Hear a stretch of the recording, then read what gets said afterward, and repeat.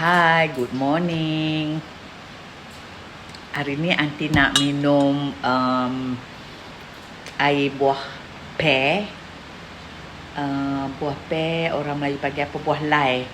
Buah lai yang Aunty dah masak. Sebab yang ni good for our cough or sore throat. Mainly nak bagi hilang phlegm lah.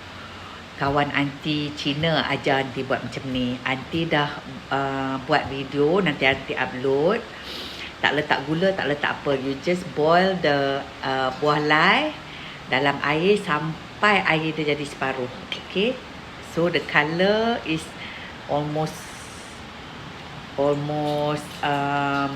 red. So you just drink this. Kalau anak you batuk, you jangan bagi ubat batuk. Anak-anak Aunty semua, Aunty tak pernah bagi ubat batuk.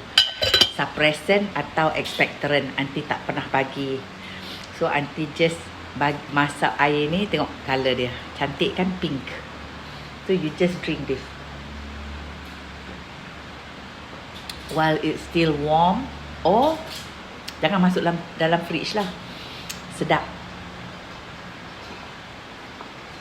Okay, InsyaAllah kurang batuk. Okay then, bye.